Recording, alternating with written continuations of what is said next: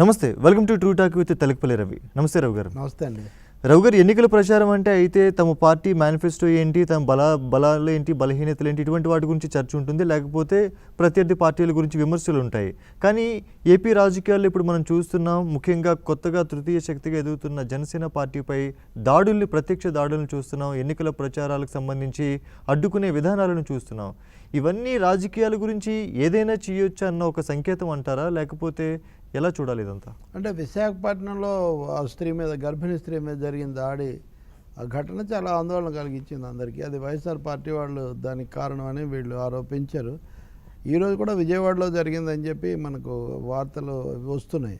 అంటే ఒకటి ఏమనిపిస్తుందంటే, ఇక్కడ జనసేన తరఫున ఈ కుర్రాళ్ళు వీళ్ళందరూ ఇంత గట్టిగా నిలబడి ప్రచారం చేస్తారు, ఇది ఇంత ఊపు వస్తుందనే విషయం రెండు ప్రధాన పార్టీలు బహుశా ఊహించి ఉండకపోవచ్చు.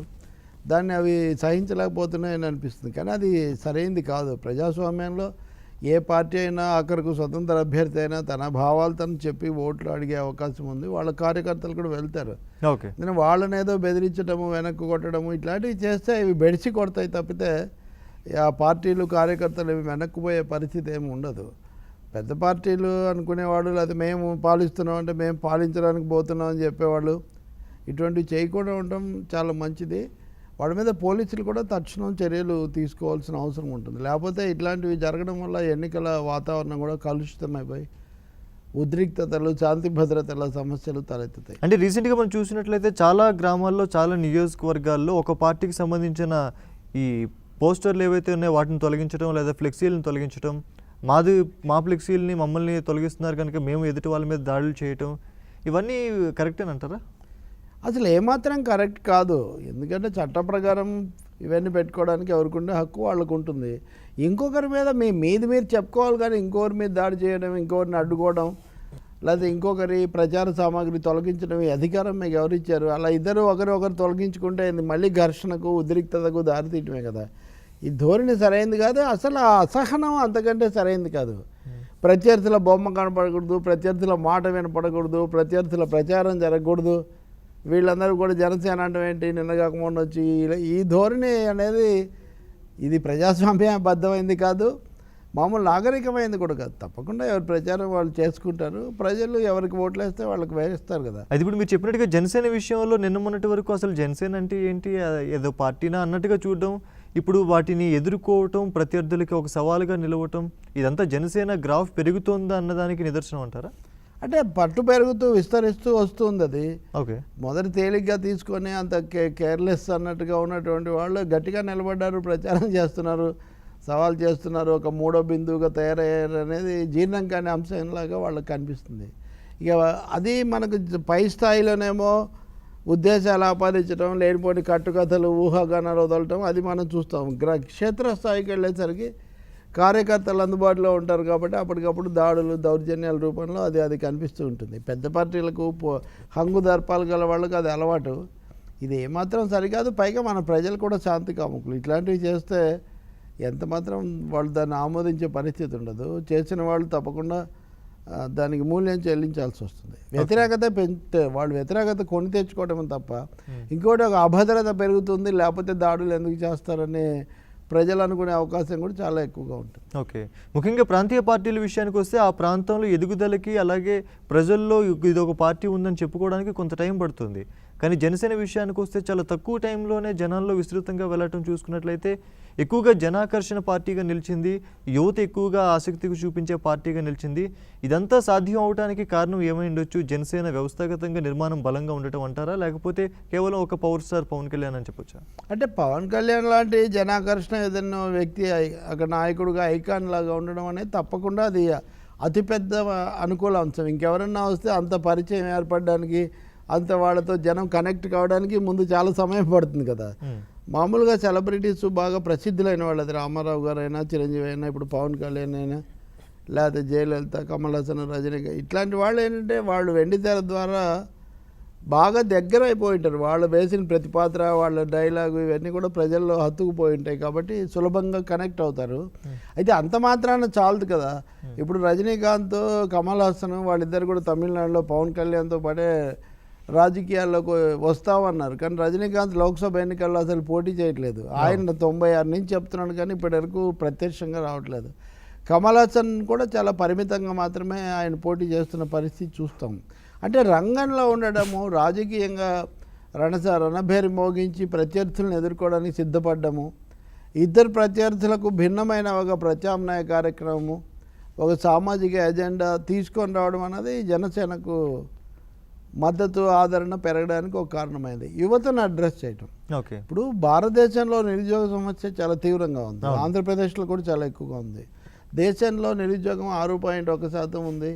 ఇది గత 40 ఏళ్లలో ఎప్పుడూ లేనంత ఎక్కువ అని చెప్పి ఈ మానిటరింగ్ ఆఫ్ ఇండియన్ ఎకానమీ సంస్థ మొన్ననే ప్రకటించింది. అంటే ఈ నైరాస్యం ఉంది యువతలో.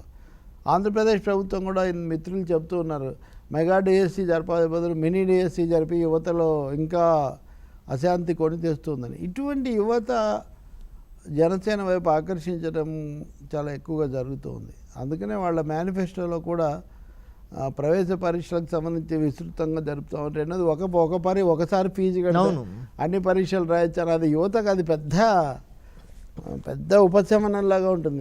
నిరుద్యోగ 10 సార్లు ఫీజులు కట్టమంటే ఎక్కడ కడతారు? అదే బొమ్మ పెట్టాలి, మళ్ళీ అదే ఆధార్ కార్డు పెట్టాలి, మళ్ళీ ఫీజు కట్టాలి. అది అర్థం లేని విషయం కదా. అంటే మీరు వాళ్ళకి సాయం చేయకపోతే, నిరుద్యోగ భృతి ఇవ్వకపోగా, పైగా అధికారంలోకి రాగానే ఒక 25,000 మందికి పోలీస్ కమాండర్లుగా వాళ్ళని శిక్షణ ఇప్పించడం, ఇదంతా ఒక యువతకు భరోసా అంటారు. ఇది ఒక భరోసాగా ఉంది. అందుకని యువత ఆకర్షిత కావడం అట్లా జరుగుతుంది. లేదా సోషల్ కాంపోజిషన్, సామాజిక పొందికలో ఎప్పుడు వాళ్ళైనా అన్న దానివల్ల కూడా కొత్త సామాజిక తరగతులు, వెనకబడిన తరగతులు, ఎస్సీలు ఇట్లాంటి వాళ్ళు రావడానికి అవకాశం ఏర్పడుతుంది. ఇవన్నీ కారణాలు. కానీ దీని అంతటి కేంద్ర బిందువుగా ఎవరుంటారంటే మన దేశంలో ఏ దేశమైన నాయకుడు, ఆ నాయకుడికి ఉన్న వ్యక్తిగతమైనటువంటి ఆదరణ, ఆకర్షణ ఉంటాయి. ఓకే, అయితే జనసేన మొదటి నుంచి ఎన్నికల ప్రచారం మొదటి నుంచి అంతకుముందు పోరాట యాత్రలో ఉన్నప్పుడు కూడా చాలా సందర్భాల్లో ఎదుర్కొన్న సమస్య ఏంటంటే పర్మిషన్స్. ఈ పర్మిషన్స్ రాకపోవటము, లేదా ఈ అధికారం పక్షానికి సంబంధించి ఏవైనా అక్కడ పార్టీలకు సంబంధించి సభలు ఏమైనా ఉంటే ఆ సమయంలో కొంచెం ఇక్కడ నిర్లక్ష్యం చూపించడం, ఇది ఒక పార్టీకి లేదా ఒక పార్టీకి సంబంధించిన ఒక వ్యక్తికి ఇది అగౌరవపరచడం అంటారా, లేకపోతే చట్టం తన పని తాను చేసుకుపోతుందని చెప్పొచ్చా? చట్టం తన పని తాను చేసుకుపోతే పర్లేదు. చట్టం ప్రభుత్వాల పని, పాలక పార్టీల పని, లేకపోతే అధినేతల పని చేయడం వల్ల వచ్చే సమస్య ఇది. నేను చూస్తున్న వాస్తవంగా గోదావరి కవాతు అప్పటి నుంచి కూడా ఎక్కడే పవన్ కళ్యాణ్ సభ అన్నా దీనికి అనుమతి ఉందా లేదా అని పొద్దునుంచి ఛానల్స్లో స్క్రోలింగ్లు వస్తుంటాయి. లేదేమో అంటుంటారు, వాళ్ళు వెళ్ళి మాట్లాడుతూ ఉంటారు. ఆ తీరాది చాలా బ్రహ్మాండంగా జనాదరణతో గొప్పగా జరుగుతుంది. ఇది ఒక పరిపాటిగా మారిపోయింది పోలీసులకు. వాళ్ళు తగు సమయంలో ముందే అనుమతిస్తే ఏర్పాట్లు పటిష్టంగా చేసుకోవడానికి, భద్రతకు వీలు కలుగుతుంది.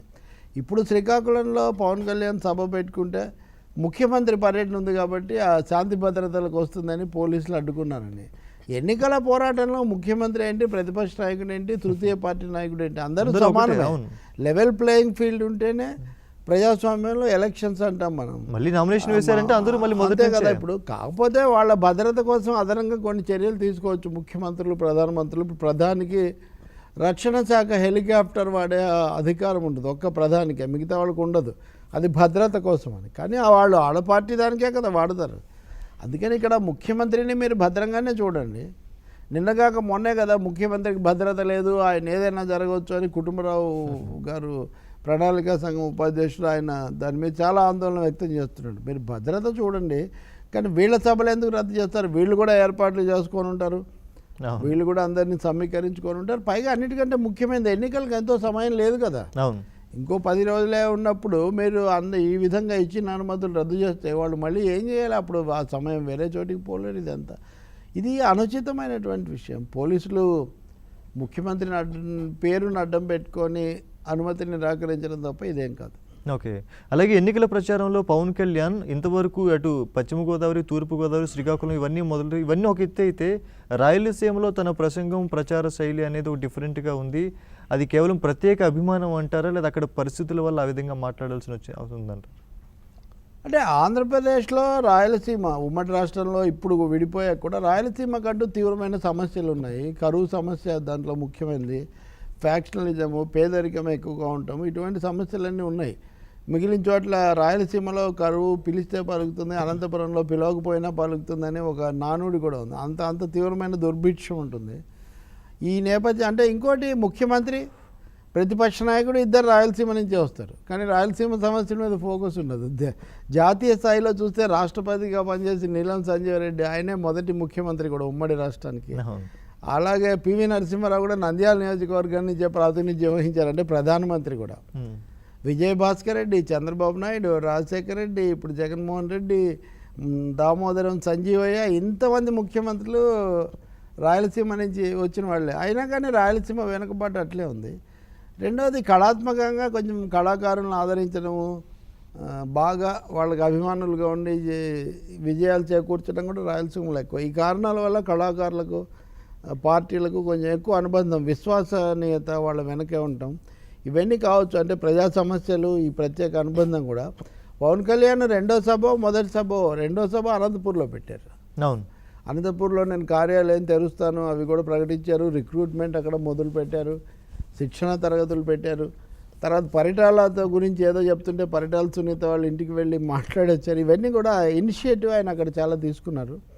ఇక ఇంకొకటి, ఇవన్నీ కాకుండా ఇంకొక అభాండం ఆయన మీద, జనసేన మీద అభాండం ఏంటంటే, రాయలసీమ వైఎస్ఆర్ పార్టీకి బలమైంది కాబట్టి, రాయలసీమలో జనసేన ఎక్కువగా తిరిగితే తెలుగుదేశానికి నష్టం కాబట్టి రాయలసీమలో జనసేన చేయడం లేదని ఒక అభాండం ప్రత్యర్థులు, ముఖ్యంగా వైసీపీ వాళ్ళు, బీజేపీ నాయకులు ఎవరో ఒకరు అన్నారు నాతో. వాళ్ళు అలాంటి ఆరోపణలు, అభాండాలు వేశారు. వీటన్నిటికీ ఒకటే ఒక సమాధానం ఏంటంటే, అక్కడ మరింత కేంద్రీకరించి ఎక్కువ మంది యువతను కలుసుకోవటం. అది 1-2 సార్లు ఆయన చేశారు. 3 రోజుల నుంచి విస్తృతంగా ఆయన రాయలసీమలో పర్యటిస్తున్నారు. రాయలసీమలో సమస్యలు ఎక్కువగా ఉన్నాయి. పైగా ఇప్పుడు చంద్రబాబు నాయుడు, జగన్మోహన్ రెడ్డి కూడా అక్కడి నుంచి వచ్చిన వాళ్ళు కావడం, అక్కడ ఉండేది ఎలాగో ఉంది. ఈ మిగిలిన ప్రాంతాల్లో మనం పట్టు పెంచుకోవడమే మన మనుగడకు మార్గం అనే ఒక కోణంలో వాళ్ళు పనిచేస్తున్నారు. అందుకనే ఇవన్నీ దృష్టిలో ఉన్నప్పుడు పవన్ కళ్యాణ్ అక్కడ ప్రత్యేకించి కేంద్రీకరించడం మనకు కనిపిస్తుంది. ఓకే, అయితే ముఖ్యంగా నిన్న మొన్నటి వరకు మనం చూసుకున్నాం, అటు పవన్ కళ్యాణ్ లేదా వైసీపీ నుంచి జగన్మోహన్ రెడ్డి, ఇటు చంద్రబాబు నాయుడు, ఈ ముగ్గురు ప్రచారాలు లేదా ఒకరి మీద ఒకరు దుమ్మెత్తుకొని పోసే విధానమే మనం ఎంతో ప్రచారంలో చూసాం. మరి ఒక్కసారిగా మోదీ కర్నూలు జిల్లాల్లో ప్రసంగించడం, తీవ్ర స్థాయిలో టీడీపీపై ముఖ్యంగా చంద్రబాబుని యూటర్న్ బాబు అనటం లేదా స్టిక్కర్ బాబు అనటం, ఇవన్నీ బీజేపీకి ఏమైనా లాభం చేకూర్చే విధంగా ఉంటాయంటారా? అందులో బీజేపీకి టికానా ఏం లేదు ఏపీలో. పైగా ప్రజలు తిరస్కరించడానికి, ఘోరంగా ఓడించడానికి సిద్ధంగా ఉన్నదే ఏం లేదు. అది కాస్త తెలుగుదేశం కల్పించిందే. వాళ్ళు బయటకు వచ్చేసారు. ఈ పరిస్థితుల్లో నేను కూడా వచ్చాను, మాట్లాడానని ఏదో చెప్పడానికి మోదీ గారు చేస్తున్న హడావుడి తప్ప దాని ప్రభావం ఏమీ లేదు. చంద్రబాబు యూటర్న్ తీసుకోవడం సరే, అసలు యూటర్న్ మీరు తీసుకున్నారు కదా. మొదట ప్రత్యేక హోదా ఇస్తాను, నేను ఆయన తిరుపతిలో కూడా మాట్లాడాను. తిరుపతిలోనే కదా మీరు చెప్పారు పవన్ కళ్యాణ్ చంద్రబాబు సమక్షంలో. అందుకని మొదటి యూటర్ను కేంద్రం తీసుకుంటే దాని మీద 2 యూటర్న్లు చంద్రబాబు తీసుకున్నారు. మొదట బలపరిచి తర్వాత మళ్ళీ వ్యతిరేకించే దీనికి వచ్చారు. ఇందులో 2వ యూటర్న్ రాష్ట్రానికి మంచిది. అందుకే ఇవన్నీ వాస్తవానికి సీటర్న్లు అని చెప్పాలి మనము. దానికంటే కూడా ప్రధాని తన స్థాయిలో మాట్లాడడం కాకుండా యూటర్న్ బాబు అది ఇది అపహాస్యం చేసి ఇంకోటి అన్నారు, మాకు లెక్కలు చెప్పడం లేదు తెలుగుదేశం పార్టీని, అందుకే విడిపోయిందని కూడా. అందుకే విడిపోయి ఎందుకు మీరు చెప్పండి. అంతేగా, ఇప్పుడు మీరు పదే తెలుగుదేశం చెప్పలేదని దాని మీద చేసి మీరెందుకు, మీరు కూడా భాగస్వాములు. 4 ఏళ్ల పాటు రాష్ట్ర ప్రభుత్వంలో మీరున్నారు, కేంద్ర ప్రభుత్వంలో తెలుగుదేశం వాళ్ళు ఉన్నారు. ఆ కాలానికి సంబంధించిన లెక్కలు చెప్పండి. మీరు అడగలేదు అప్పుడు. ప్రజలకు నిజంగా తప్పు జరిగిందని భావిస్తే అది చెప్పండి. ఈ గేదెను నీళ్ళలో కొమ్ము పెట్టి బేరం అన్నట్టుగా పదే చెప్పలేదు అని ఆ పేరుతో ఎన్నికల వరకు మీరు నడిపించేస్తారు. అక్కడే సందేహించాల్సి వస్తుంది.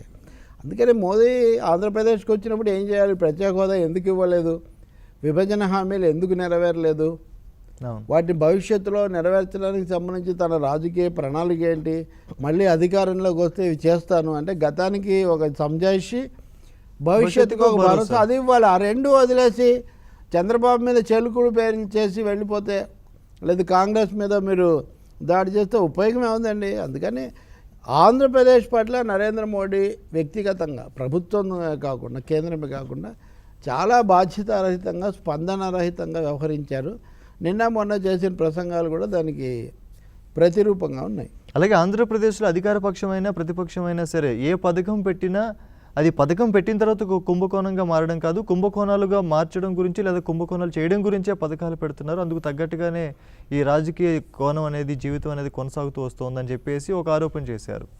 ఇది అదే నేను చెప్పేది. ఇప్పుడు 4 ఏళ్ల కిందటి వరకు 4 ఏళ్ల పాటు మీరు కూడా భాగస్వాములే కదా. ఇవన్నీ నిజమే అయితే వీటన్నిటిలో మీరు కూడా భాగస్వాములు. మీరు బయట పెట్టండి, అప్పుడు మీకు తెలిసిందేదో మీరు బయట పెట్టండి. రెండవది, మీరు ఏమో రాఫెల్ కుంభకోణం గురించి మాట్లాడరు, మీరేమో ఇతరమైనటువంటి డిమానిటైజేషన్ నోట్ల రద్దులో జరిగింది మీరు మాట్లాడరు. మీరు నీరవ్ మోదీని అరెస్ట్ చేశామని హంగామా చేశారు. ఈరోజు పత్రికల్లో వచ్చింది ఏమని, ఆయనకు లండన్ హైకోర్టు కోర్టు ఏప్రిల్ 14 వరకు ఆయన ఏం రాడు, అంటే ఎన్నికలు అయిపోయే లోపల నీరవ్ మోదీ రాడు. తర్వాత ఎవరికి ఏం జరుగుతుందో ఎవరికి తెలియదు. మీ మీద వచ్చిన ఆరోపణలకు మీరేం జవాబు చెప్తున్నారు? తెలుగుదేశం మీద ఉంటే బయట పెట్టండి, ఒకటే మాట, మీరు బయట పెట్టండి. మీరు అందులో ఉన్నారు కదా ప్రభుత్వంలో, మీ దగ్గర కూడా క్యాబినెట్ నోట్లు ఆ పత్రాలన్నీ మీ దగ్గర ఉండాలి కదా. బయట పెట్టేస్తే ప్రజలు ఎవరికి చెప్పాల్సిన తీర్పు, ఎవరికి నేర్పాల్సిన పాఠం వాళ్ళకి నేర్పుతారు. ఊరికే ఒక రాయి వేసినట్టుగా ఎన్నికల ప్రచారం కోసం, ఉపన్యాసం రక్తి కట్టించడం కోసం మాట్లాడడం వల్ల ఉపయోగం లేదు. అయితే ఈ జాతీయ స్థాయి సంబంధించి సంక్షోభాలు, ఈ సంస్థలకు సంబంధించి చేసే వ్యాఖ్యలు ఇవన్నీ ఒక ఎత్తైతే ఏపీకి సంబంధించి ఇటు విశాఖకు రైల్వే జోన్ ఇచ్చామన్నారు, పోలవరంకి సంబంధించి జాతీయ హోదా కల్పించామన్నారు, ఎన్నో యూనివర్సిటీలు, 2 లక్షల పైగా ఇళ్ళు ఇన్ని కట్టించామని ఒక చాలా ధైర్యంగా చెప్పగలిగే పరిస్థితి అటు ప్రధాని మోదీ నుంచి ఇటు తెలుగు ప్రజలకు వినిపిస్తోంది, ముఖ్యంగా ఆంధ్రప్రదేశ్కు సంబంధించి. ఇవన్నీ వాస్తవాలు కాదంటారా? ఖచ్చితంగా కనిపిస్తుంది కదా. ముందు రాజధాని కట్టడానికి తగినంత సహాయం మీరు చేయలేదు. పోలవరం ఉంది, పోలవరం అయిపోయింది, సోమవారం కాదు పోలవరం నీళ్లు పారిస్తాను నేనని ఇప్పటికి కూడా చెప్తూ ఉంటారు. కానీ నిన్న జనసేన సమావేశంలో పవన్ కళ్యాణ్ అంటున్నారు, పునరావాసం గురించి ఎందుకు మాట్లాడరు? పునరావాసం లేకుండా మునిగిపోయే ప్రాంతాల్లో వాళ్ళని ఆదుకోకుండా మీరు ప్రాజెక్ట్ ఎలా కడతారు అసలు? దానికి సంబంధించి నిధులు ఇవ్వడానికి కేంద్రం సిద్ధంగా లేదు. హైకోర్టు కూడా అక్షింతలేసింది, జాతీయ ప్రాజెక్ట్ అంటారు, మీరు డబ్బులు ఇవ్వకపోతే ఎట్లా అని. ఆంధ్రాలోనే కాదు, తెలంగాణలో కూడా మోడీ నిన్న సభల్లో ఏమంటున్నారు, కేసీఆర్ కాకుండా ఇంకెవరన్నా ఉంటే అభివృద్ధి చాలా ఎక్కువగా ఉండేది, కేసీఆర్ అంగీకరించలేదు. మీరేం చేస్తారు? అంటే ఒకవేళ ముఖ్యమంత్రి నిజంగా అడ్డుపడ్డాడు అనుకుందాం మీ వాదన ప్రకారం, అడ్డుపడితే మీరు వదిలేస్తారా? మీకు ఓట్లు వేయలేదా ప్రజలు? రాష్ట్రం పట్ల ఏ రాష్ట్రమైనా, ఆంధ్ర తెలంగాణలకు మీకు బాధ్యత లేదా? అందుకని అక్కడ చంద్రబాబు తప్పు, ఇక్కడ కేసీఆర్ తప్పు, మోడీ గారి మటుకు ఆల్వేస్ రైట్. ఇది ఎక్కడ తర్కం అండి? ఇంకో మాట కూడా అన్నారు, ఇక్కడ తెలంగాణలో జ్యోతిష్యం జ్యోతిష్యులు పాలిస్తున్నారు, ముఖ్యమంత్రి కాదు అని. మీరు గతసారి బీజేపీ వాజ్పేయి హయాంలో విశ్వవిద్యాలయాల్లో జ్యోతిష్యాలు పాఠాలుగా ప్రవేశపెట్టారు. ఈ జ్యోతిష్యాలు హస్త సాముద్రికాలు ఇవన్నీ నమ్మకాలు, వీటి మీద ఆధారపడకూడదు. మనిషి ఆత్మవిశ్వాసంతో, స్వీయ వ్యక్తిత్వంతో ముందుకు పోవాలని నేను చెప్తాను. కానీ మీరు అదేదో నమ్మకంగా ఉన్నదాన్ని మీరు విశ్వవిద్యాలయాల్లో కూడా ప్రవేశపెట్టి సైన్స్ మహాసభల్లో కూడా వెళ్ళి మాట్లాడారు. మీరే వచ్చి కేసీఆర్ మీద విశ్వాసాల కోసం దాడి చేస్తున్నారు. మీ పార్టీ కానీ మీ పరివారం కానీ చేస్తుంది ఏంటని ఆయన కూడా దానికి అలాగే జవాబు చెప్తారనుకోండి. నిజంగా కేసీఆర్ పథకాలకు అడ్డుపడితే మీరు చేసి ఉండాలి, ప్రజలకు ఆ విషయాలు చెప్పాలి, ఒక శ్వేతపత్రం వేయండి. అంటే రాష్ట్రాల మీద అక్కడ ఒక విధంగా, ఇక్కడ ఒక విధంగా. తెలుగుదేశం ఏమో పూర్తిగా విడగొట్టుకుంది, ఆంధ్రప్రదేశ్ రకరకాలుగా దాడులు జరుగుతాయి. తెలంగాణలో టీఆర్ఎస్ ఏమో ఇద్దరికీ వ్యతిరేకం, కాంగ్రెస్కు బీజేపీకి అంటుంది. కాబట్టి కేసీఆర్ ప్రభుత్వంతో ఒక అంతర్లీనంగా లోపాయికారిగా మెతక వైఖరి, పైకి మటుకు ఒక గంభీరంగా మాట్లాడడం, ఇదంతా ఒక బూటకత్వాన్ని సూచిస్తుంది. ఒక ప్రధాని స్థాయి వ్యక్తి ఇటు తెలుగు రాష్ట్రాల్లో ముఖ్యంగా విలేజెస్కి లేకపోతే జిల్లాలకు వెళ్ళి ప్రచారం చేస్తూ ఉంటే ప్రజలు నమ్మలేని పరిస్థితుల్లో ఉన్నారు అంటే అది ప్రధానిగా మోడీ వైఫల్యం అంటారా, లేకపోతే స్థానిక సమస్యలు, ప్రాంతీయవాదం ఏదైతే ఉందో దానికి వేసే పెద్దపేటగా చూడొచ్చు అంటారు? ఇదంతా రాష్ట్రం విడగొట్టినప్పుడు ఇచ్చిన హామీలు మోడీ ప్రభుత్వం అమలు చేయలేదు, కేవలం అదొకటి మాత్రమే. అది ప్రధాన అంశం. ఇప్పుడు విభజనప్పుడు ఏవేవో ఆశలు పెట్టుకున్నామో మనం అది నెరవేర్చలేదు. జాతీయ స్థాయి సమస్యలు ఎట్లాగ ఉన్నాయి. ఉదాహరణకు నోట్ల రద్దు వల్ల 1,10,00,000 ఉద్యోగాలు పోయినాయి, అది ఇక్కడ కూడా పోయినాయి కదా. అలాగే కంపెనీలకు సంబంధించి ఇంకా అనేక విషయాల్లో ప్రభుత్వం విధానాలు చిన్న వ్యాపారులను, రైతులను, ఇప్పుడు పసుపు యార్డు మనం చర్చించాము, వాళ్ళందరూ కూడా నామినేషన్లు వేస్తున్నారు, ఎవరి మీద వ్యతిరేకత వాళ్ళు వేస్తున్నారు. కాబట్టి ఇలా వరుస సమస్యలు ఉన్నప్పుడు వీటి పరిష్కారానికి మీరేం చర్యలు తీసుకోకుండా కేవలం రాష్ట్ర ప్రభుత్వాల మీద దాడి చేస్తే, రాష్ట్ర ప్రభుత్వాల మీద చేసే విమర్శ రాష్ట్రాల్లో మేము చేస్తాం, కానీ మీరు కేంద్రంలో ఉండి చేయాల్సిన సహాయం మీరు చేయాలి కదా. ఓకే, దాడి మేము సాయం చేయకపోగా ఇప్పుడు ఎదురు దాడి చేసి ఎన్నికల వరకు నెట్టుకొద్దామని మోడీ గారు చూస్తున్నారు. వాళ్ళకేమీ దక్షిణ భారతంలో ఆంధ్ర తెలంగాణలో పెద్ద అవకాశాలు లేవు, ఆశలు కూడా లేవు. ఓకే, ఇదంతా కూడా ఊరికేదో మొక్కుబడి కార్యక్రమం, బాధ్యత ఉంది కాబట్టి, అంటే రావాల్సిన అవసరం ఉంది కాబట్టి వస్తున్నారు తప్ప బాధ్యతాయుతమైన భాషణం కానీ ఓకే, వ్యవహారం కానీ కాదు. బాధ్యత ఉంటే చెప్పాలి, ఆంధ్రాకు పాలన విధంగా చేస్తాం, తెలంగాణకు చేస్తాం, ఇద్దరిని కూర్చోబెట్టి మాట్లాడి సమస్యలు పరిష్కరిస్తామని చెప్పాలి. అదేం చేయటం లేదు. ఓకే. అయితే రీసెంట్గా కేసీఆర్ వ్యాఖ్యలు చూసినా, లేదా చంద్రబాబు నాయుడు వ్యాఖ్యలు చూసినా, ముఖ్యంగా పవన్ కళ్యాణ్ వ్యాఖ్యలు చూసినా, ఇవన్నీ రాబోయే కాలంలో జాతీయ స్థాయి రాజకీయాలపై ప్రాంతీయ పార్టీలు తమ ప్రభావం చూపుతాయి, ప్రాంతీయ పార్టీలే మొత్తం నడిపిస్తాయి అన్న ఒక ధీమా వ్యక్తమవుతోంది. ఇక వైసీపీకి సంబంధించి జగన్మోహన్ రెడ్డి పెద్దగా మాట్లాడకపోయినా సరే, నిజంగా ప్రాంతీయ పార్టీలకు ఆ స్థాయి సంపాదించుకుందంటారా? అంటే వాస్తవంగా 3 ప్రాంతీయ పార్టీలుగా ఉన్న తెలుగుదేశము, టీఆర్ఎస్, వైసీపీ, బీజేపీతో వివిధ దశల్లో వివిధ రకాలుగా వ్యవహరిస్తూ వస్తున్నాయి. బీజేపీకి దగ్గరగా మెత్తగా చాలా కాలం చంద్రబాబు, ఇప్పుడు ఈ 2 పార్టీలు అలా ఉండాల్సిన అవసరం లేదు. ఎందుకంటే జాతీయ స్థాయిలో వాళ్ళకు 31% ఓట్లు మాత్రమే వచ్చాయి. మిగిలిన చాలా రాష్ట్రాల్లో వాళ్ళు లేరు, జూనియర్ భాగస్వాములుగా ఉన్నారు. ఇటువంటి అప్పుడు రాష్ట్రాల హక్కుల కోసం పోరాడాల్సింది ఆ పని వీళ్ళిద్దరు కూడా చేయలేదు. ఇప్పుడు ఎన్నికల దగ్గరకు వచ్చిన తర్వాత మేమే చేస్తాము, మా దగ్గర 160 స్థానాలు ఉన్నాయి, అసలు ప్రధానమంత్రి స్థానం కూడా మాదే, ఇవన్నీ మాట్లాడుతున్నారు. వీటినేమో అంత తీవ్రంగా మనం తీసుకోలేము. ఎందుకంటే రాజకీయంగా ఒక సరైన విధానంలో ఉండి మీరు ముందు పోరాటం చేయకుండా ఎన్నికల తర్వాత ఏదో జరుగుతుంది, 120 మంది వస్తారంటే మనం చెప్పలేము. ఒక ప్రణాళిక వాళ్ళు ఇప్పుడే ప్రకటిస్తే ఓకే, అప్పుడు మనం అది నమ్మొచ్చు. అయితే ఏపీ రాజకీయాలకు సంబంధించి ఓవరాల్గా తాజా రాజకీయ అప్డేట్ ఏంటండి?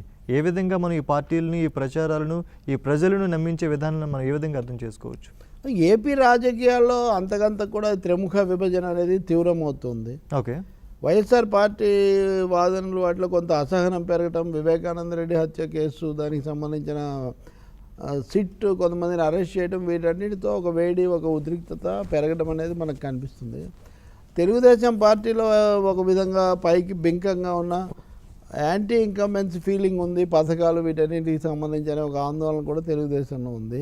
ఇక ఉరిమురి మంగళం మీద పడినట్టుగా వాళ్ళు వీళ్ళు ఇద్దరు కలిసి పవన్ కళ్యాణ్ మీద, జనసేన మీద పడడం, వాళ్ళ పద్ధతుల్లో దాడి చేయటం అనేది జరుగుతుంది. ఆయన కూడా దానికి తగినట్టే పవన్ కళ్యాణ్ కానీ లేకపోతే కమ్యూనిస్ట్ జనసేన గ్రాఫ్ పెరగడానికి కూడా ఇదే కారణం అని చెప్పొచ్చు. తప్పనిసరిగా గ్రాఫ్ పెరగబట్టే కదా వీళ్ళు దాని మీద అది అటు ఇటు 2 వైస్ వెర్సా.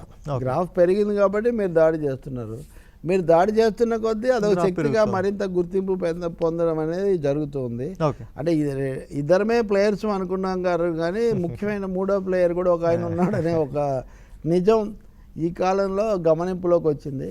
నాయకులు గమనించడానికి కారణం ముందు ప్రజలు గమనించడం, యువత గమనించడం, అది కీలకమైన అంశం. Okay, right. Thank you Ravi గారు. ఈ విధంగా చర్చలు ఎంతసేపు కొనసాగించినా తుది తీర్పు ప్రజల చేతుల్లోనే ఉంది. రాజకీయ నాయకులు ఎంత ప్రలోభాలు పెట్టినా, ఎంత మభ్య పెట్టినా సరే, ఫైనల్గా ప్రజలు వాళ్ళకి ఇవ్వాల్సిన సమాధానం వాళ్ళకి చెప్తూనే ఉంటారు. థ్యాంక్ యూ అండి. ఇది ఇవాల్టి true talk with Telakapalli Ravi. రేపటి కార్యక్రమంలో మళ్ళీ కలుద్దాం. చూస్తూనే ఉండండి 99 TV. Please subscribe New Waves.